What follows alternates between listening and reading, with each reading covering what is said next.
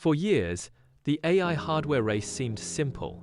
Buy more NVIDIA chips, build bigger clusters, train bigger models.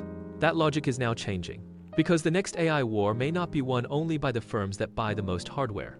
It may be won by the firms that build their own. Artificial intelligence runs on chips. That much is obvious now. The modern AI boom depends on processors powerful enough to train large models and serve them at scale. For years, this made the hardware story look straightforward. If you wanted more AI power, you needed more advanced chips. And if you needed advanced chips, you usually looked toward the same dominant suppliers. But that story is beginning to change. Because the AI race is no longer only about access to chips. It is increasingly about control over chip design itself. This is the custom chip war. And it matters because the next phase of AI competition may be shaped not only by who buys the most hardware, but by who can design the right hardware for their own systems. To understand why, we need to begin with one basic shift.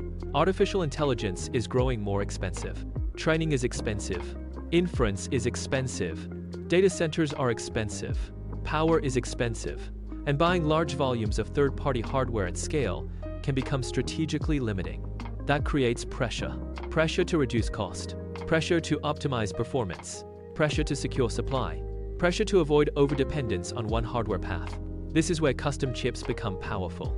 A general-purpose AI chip can be extremely capable, but a custom chip can be tailored to a company's own workloads, infrastructure, software stack, and economic model.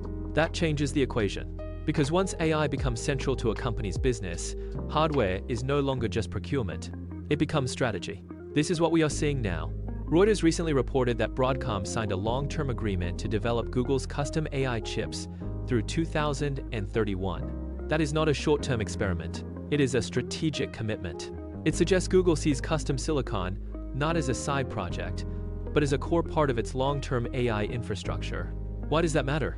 Because custom chips promise leverage.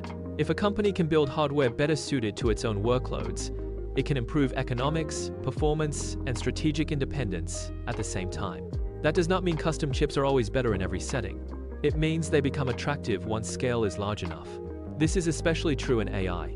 Training and inference are not identical tasks.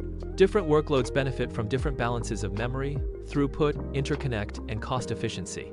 A company running AI at massive scale may not want the same hardware profile for every layer of its stack. That is why the custom chip war is growing.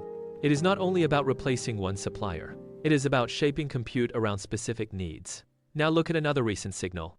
Reuters also reported that Uber is leaning on Amazon's custom chips to boost its AI efforts. That is important because it shows custom AI hardware is not only an internal hyperscaler project. It is beginning to influence how other companies think about their own AI strategy too. That tells us the market is widening. Custom silicon is becoming more visible not only in the infrastructure core, but in the service layers around it. This is a major shift.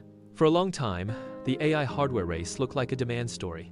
More models meant more chips. More chips meant more spending. More spending meant more infrastructure. Now the race is becoming more architectural. Which chips? Whose chips? Optimized for which workloads? Integrated into which cloud? Designed under whose strategic control? These are more consequential questions, because they shape long-term power. This is why custom chips matter beyond cost. They create ecosystem depth. A company with a strong custom silicon program can align hardware, cloud infrastructure, software tooling, and AI services more tightly than a company that depends entirely on standard external hardware. That can create compounding advantage, better integration, more predictable supply, more control over roadmap, potentially lower cost at scale, and stronger differentiation. This is also why the custom chip war sits directly next to the cloud war. Cloud providers are not just renting compute anymore. They are increasingly shaping the hardware beneath the compute. And once that happens, cloud competition becomes deeper than data center space and price. It becomes a contest over the entire AI stack. That means the custom chip war is not isolated. It touches infrastructure.